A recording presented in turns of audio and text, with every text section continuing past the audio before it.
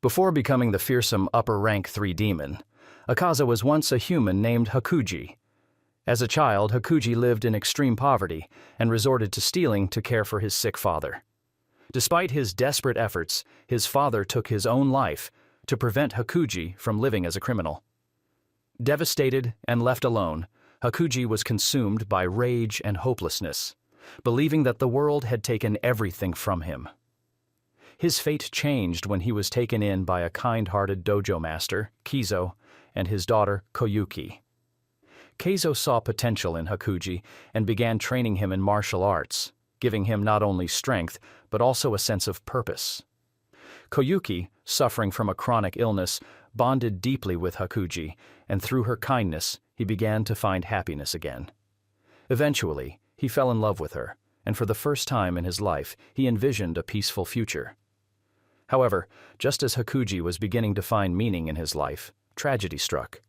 Rivals of Kizo's dojo poisoned the well, killing both Keizo and Koyuki. Overwhelmed with grief, Hakuji lost all sense of reason, and in a fit of unrestrained fury, massacred all 67 members of the rival dojo with his bare hands.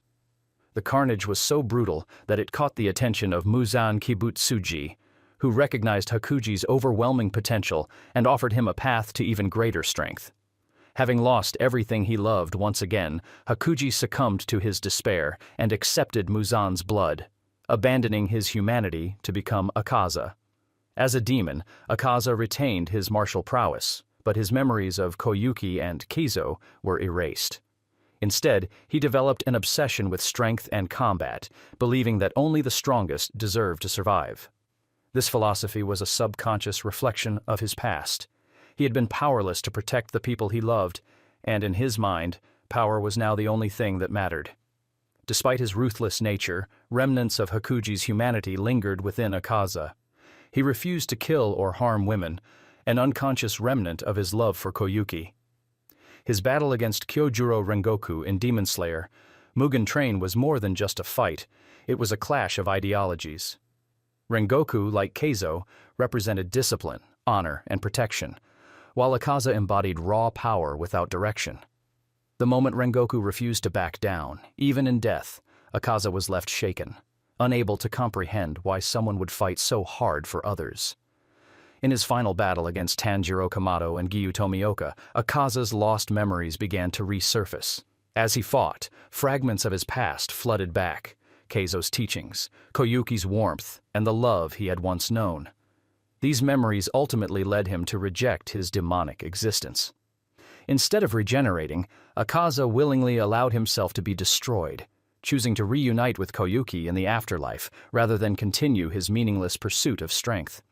Akaza's story is one of the most tragic in Demon Slayer. He was a man who had everything taken from him, twisted into a monster who believed that power was the only way to avoid suffering. Yet, even after centuries as a demon, the love he had lost still remained within him, waiting to guide him home. Before they became upper-rank 6 demons, Gyutaro and Daki were siblings, living in the harsh conditions of the entertainment district. Gyutaro, born with a sickly and grotesque appearance, was constantly ridiculed and abused by those around him. His mother, driven mad by her own misery, frequently tried to kill him. In contrast, his younger sister later known as Daki, was blessed with incredible beauty, which eventually became both her greatest asset and her downfall. Despite their circumstances, Gyutaro developed an intense bond with his sister. As an enforcer for debt collectors, he used his brutal strength to protect her, teaching her to survive in a world that had no place for the weak. However, their lives took a tragic turn when still a courtesan in training, blinded a samurai with a hairpin after he attempted to take advantage of her.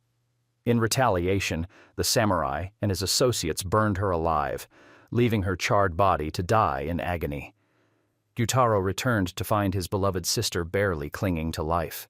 Enraged and desperate, he carried her body through the streets, begging for help, but was met only with cruelty and indifference. Just as he was about to succumb to despair, he was approached by Doma, who at the time held the position of upper-rank 6. Doma offered them Muzan's blood, giving them a chance at survival by becoming demons. With nothing left in the world but each other, Gyutaro and Ume accepted the offer, shedding their humanity forever. As demons, their relationship remained as complex as it was in life. Daki, despite her arrogance and vanity, depended entirely on Gyutaro for survival. She reveled in her beauty and status, while Gyutaro, bitter and filled with hatred for the world that had rejected him, embraced violence and cruelty. However, at their core, they were still the same two siblings who had fought to survive together. Their final battle against Tengen Uzui and the Demon Slayer Corps showcased both their strengths and their weaknesses. Gyutaro, with his poisoned sickles and regenerative abilities, was a formidable opponent, while Daki's ability to manipulate her obi made her a deadly threat. Yet despite their power, they were ultimately undone by their emotions. Daki's recklessness and Gyutaro's resentment blinded them to the flaws in their strategies. In their last moments, as they lay dying, Daki reverted to the frightened girl who clung to her brother, while Gyutaro, despite all his anger, could not bring himself to let her go. In death, they were confronted with their humanity once more. Gyutaro, burdened by guilt, blamed himself for their fate, but Daki, with tears in her eyes, refused to let him take all the blame. They held on to each other as their bodies crumbled away, choosing to face the afterlife together, just as they had in life. Their story is one of tragedy, a reflection of how society's cruelty can push even the most vulnerable into becoming monsters. Before becoming Upper Rank 1, Kokushibo was Michikatsu Tsugikuni, the twin brother of Yoriichi Tsugikuni, the strongest demon slayer in history. Unlike his brother, Michikatsu was not born with the divine blessing of the demon slayer mark, nor did he inherit the ability to instinctively master breathing techniques. Despite being highly skilled in swordsmanship, he could never compare to Yoriichi, who was a once-in-a-millennium prodigy. Michikatsu's life was defined by jealousy. As children, their father feared Yoriichi's potential and intended to kill him, assuming his overwhelming strength would bring disaster. However, Yoriichi, with his kind heart, fled the household, leaving Michikatsu behind. Though Michikatsu initially believed this was a relief, it soon became clear that he would always live in his brother's shadow. When they reunited years later, and Michikatsu witnessed Yoriichi's effortless swordsmanship, his admiration turned into resentment. Determined to surpass his brother, Michikatsu abandoned his family and joined the Demon Slayer Corps, believing that mastering breathing techniques would allow him to rival Yoriichi. He developed moon breathing, a derivative of his brother's sun breathing, but no matter how much he refined it, it would always remain inferior. Time passed, and Michikatsu eventually awakened the Demon Slayer mark, only to learn that its presence doomed him to an early death. Faced with his mortality, the very thing he feared most, Michikatsu succumbed to desperation.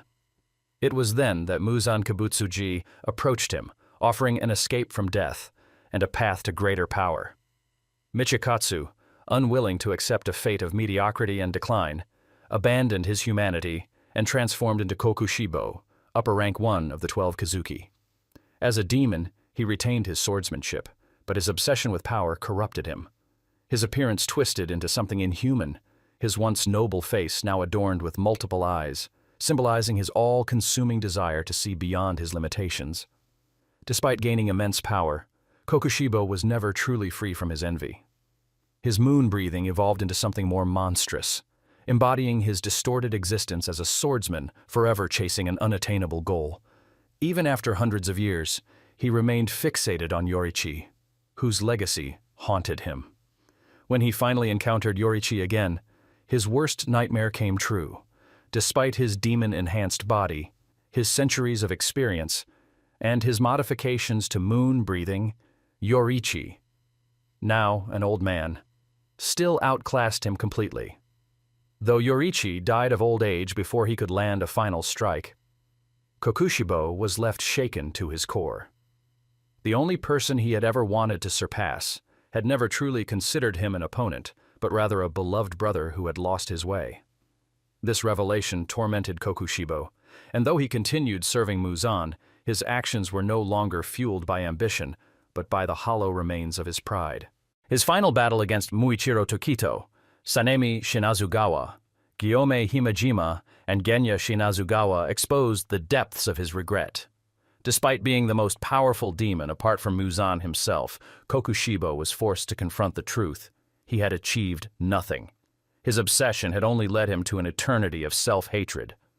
In his last moments, as his body crumbled to dust, he saw his reflection and lamented what he had become. Even with all his power, he was still nothing compared to Yoriichi, and more tragically, he had lost the opportunity to ever be anything else. Kokushibo's story is perhaps the most tragic of all demons in Demon Slayer.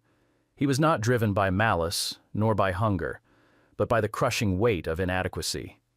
His fate was sealed not when he became a demon, but the moment he allowed his envy to consume him. In the end, despite all his efforts, he remained exactly what he had feared most, an inferior imitation of his brother, a man whose only true rival was time itself. Before we continue with the video, I want to ask for your help. I'm trying to reach 1,000 subs, so I'd really appreciate it if you would like to subscribe and help me out. Doma, the psychotic and charismatic upper-rank 2 demon, was once a human born with extraordinary perception. As a child, he was worshipped as a deity by a religious cult due to his seemingly divine golden eyes.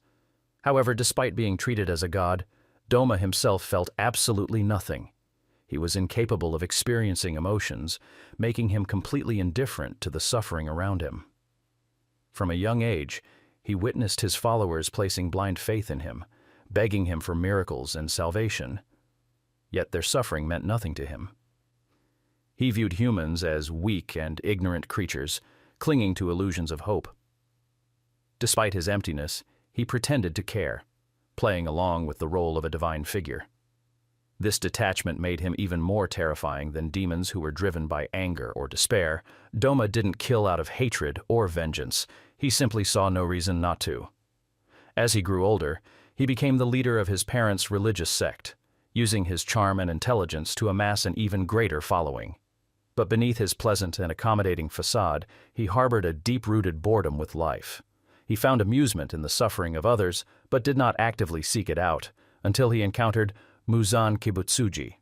Unlike many demons who were forcibly turned or manipulated into accepting Muzan's blood, Doma became a demon without hesitation.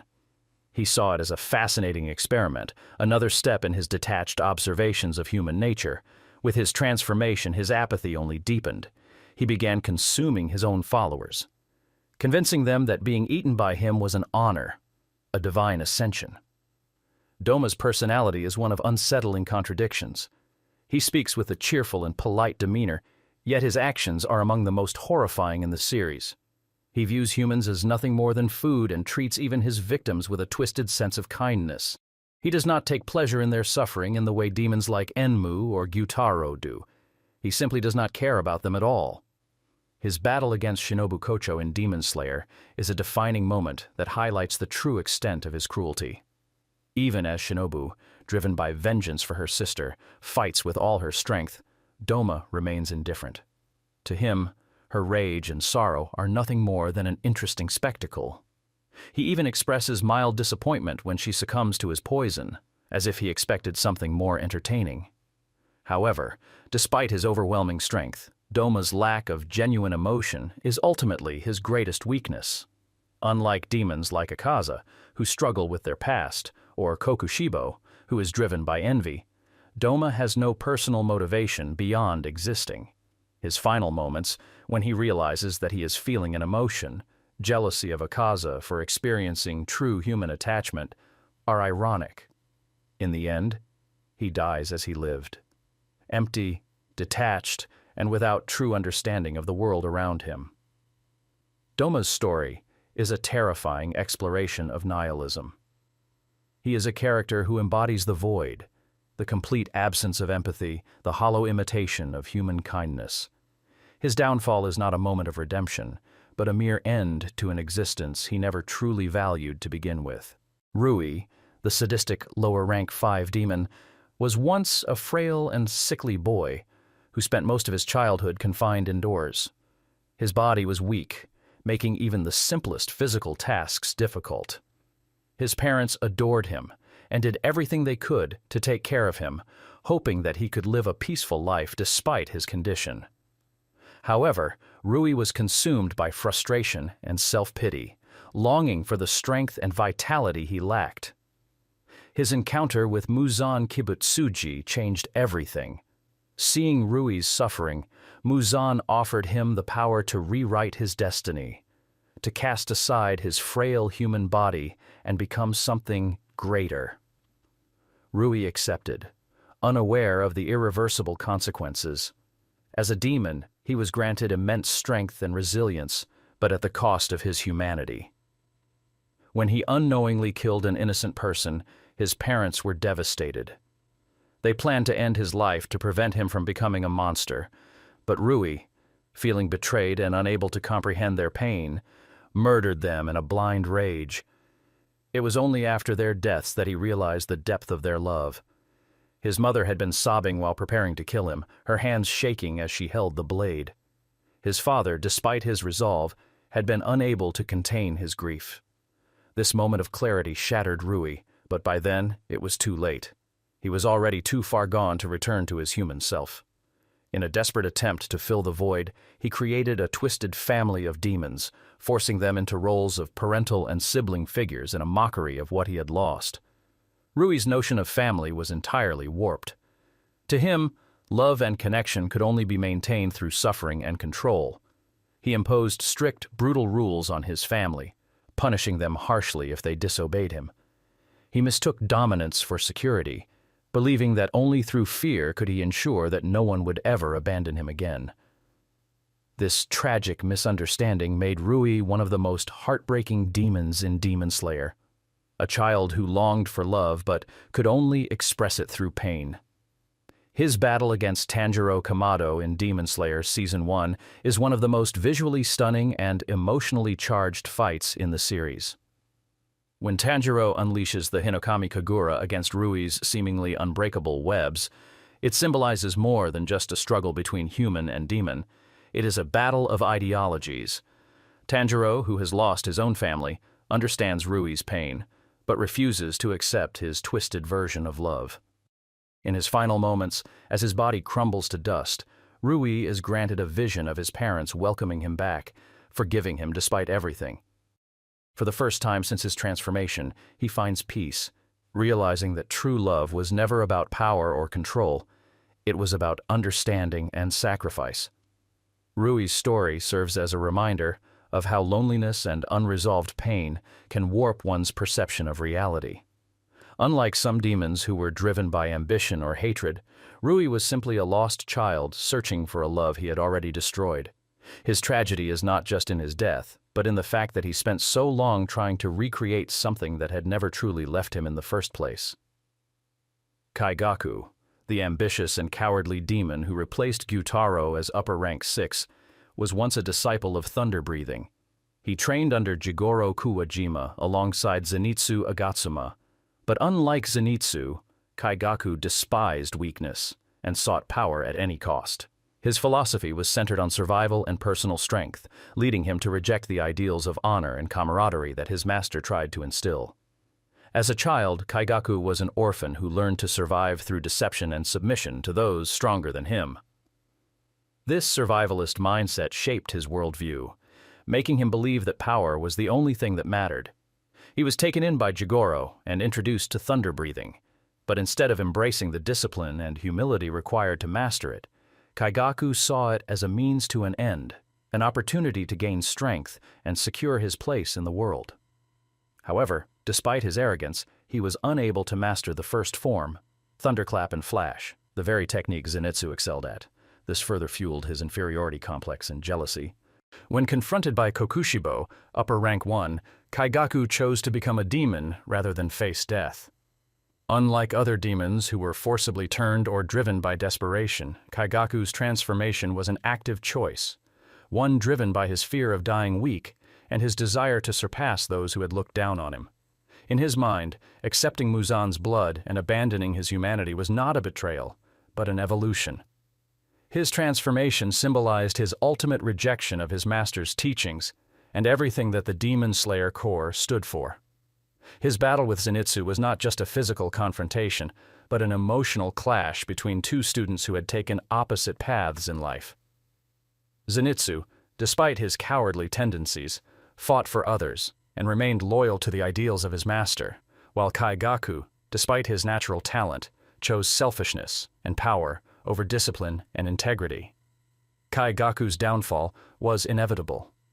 Despite his immense strength as a demon, he lacked the patience and wisdom needed to truly refine his skills.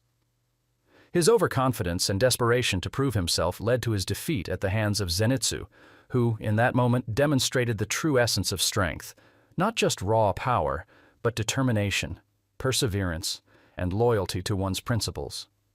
Kaigaku's final moments were filled with rage and denial, unable to accept that he had been bested by someone he always deemed inferior. Unlike other demons, who retained fragments of their humanity or sought redemption in their last moments, Kaigaku remained bitter until the very end. His story serves as a cautionary tale about the dangers of unchecked ambition and the illusion of strength without purpose. He represents the darker side of the desire for power, how it can consume a person and ultimately lead them to their own destruction. Enmu, the sadistic lower-rank 1 demon, was once a human who exhibited an unnatural fascination with suffering. Even before becoming a demon, he displayed an unsettling detachment from human emotions. Unlike many demons who were once kind or noble individuals before their transformations, Enmu was already deeply twisted in his human life. He took great pleasure in watching people struggle and suffer, finding amusement in their pain. His cruel and manipulative nature made him a prime candidate for Muzan's selection, as he was already inclined toward malevolence. As a human, Enmu was known for his manipulative personality. He would deceive and exploit those around him, reveling in their misfortune. He had a particular obsession with the fragility of human emotions and loved observing the moment when people transitioned from hope to despair. This psychological torment fascinated him, and he would orchestrate situations to push people to their emotional limits. It is unclear what specific circumstances led to his encounter with Muzan, but when he was offered the chance to become a demon, he accepted without hesitation, seeing it as an opportunity to expand his twisted experiments on human suffering. Upon becoming a demon, Enmu's sadism was magnified. He gained the ability to manipulate dreams, allowing him to lull his victims into blissful illusions before turning them into inescapable nightmares. This ability made him particularly dangerous, as he could manipulate people's subconscious minds, preying on their deepest desires and fears. His dream-based blood demon art allowed him to break the spirits of his victims before consuming them, something he relished. Unlike demons such as Akaza or Rui who struggled with past trauma, Enmu never once mourned his humanity. He fully embraced his demonic nature, using it as a tool to refine his twisted experiments on human psychology. His ability to infiltrate the subconscious made him one of the most terrifying demons to encounter, as he weaponized a person's dreams against them, offering fake happiness before turning it into an inescapable nightmare. He delighted in the idea that his victims would experience a false sense of peace before being plunged into eternal suffering. Enmu's arrogance and overconfidence led to his downfall during the events of Demon Slayer, Mugen Train. Despite his ability to fuse with the train itself and control hundreds of people at once, he underestimated the willpower of Tanjiro Kamado and the rest of the Demon Slayer Corps. His belief that humans were nothing more than weak, disposable playthings blinded him to their resilience. In his final moments, as he was disintegrating, Enmu still clung to his sadistic nature, lamenting only that he had not caused more suffering before his demise. Enmu serves as a stark contrast to many of the other demons in Demon Slayer. Where others are driven by past pain or tragedy, Enmu was a monster long before he ever became a demon. His story highlights the terrifying reality that some individuals do not require a tragic past to become evil. Some are simply born with darkness in their hearts. Nakime, the enigmatic demon who controls the Infinity Castle, was once a quiet and reclusive musician. Before becoming a demon, she lived a solitary life, performing the biwa in small village gatherings. Her music was melancholic and hauntingly beautiful, reflecting the deep sorrow she carried within her. Though little is known about her early life, It is suggested that she endured significant hardship, likely suffering from societal neglect and personal tragedies that made her emotionally distant. Her turning point came when she murdered her abusive husband in self-defense. After years of suffering and silence, Nakime finally took action, but instead of finding liberation, she became a fugitive. Left with nowhere to go and no one to turn to, she wandered aimlessly, playing her biwa as if weaving a dirge for her lost humanity. Her solitude and skill eventually drew the attention of Muzan Kibutsuji, who saw potential in her ability to manipulate space through her music. Rather than using brute strength, Nakime could control entire battlefields, making her an invaluable asset to Muzan's empire. As a demon, Nakime's powers grew exponentially. Her biwa became a tool of absolute control, allowing her to restructure and manipulate the Infinity Castle, creating an ever-changing labyrinth that served as the headquarters of the 12kizuki. Unlike many demons who relished in violence, Nakime was more detached and methodical, serving Muzan with unwavering loyalty. Her role was not that of a warrior, but that of an overseer, guiding the most powerful demons in and out of battle at Muzan's command. Nakime's transformation is unique in that she does not crave battle or destruction. Instead, she plays a supporting role, orchestrating the movements of Muzan's army like a conductor leading an orchestra. Her presence is subtle yet omnipresent, demonstrating that not all demons rely on brute strength. Some dominate through sheer tactical prowess. Her eerie, hypnotic music became synonymous with the terror of the Infinity Castle, striking fear into the hearts of demon slayers who knew that once they were inside, escape was nearly impossible. Despite her immense power, Nakime remains an enigma. Her silence and emotionless demeanor make it unclear whether she retains any remnants of her humanity or if she has completely embraced her existence as a demon. Unlike others who succumbed to rage or despair, Nakime's transformation was one of quiet acceptance. She simply became what she needed to be to survive, forever trapped within the melody of her own haunting tune. Each demon and demon slayer has a tragic past, shaping them into the monsters they became. Which story resonated most with you? Let us know in the comments.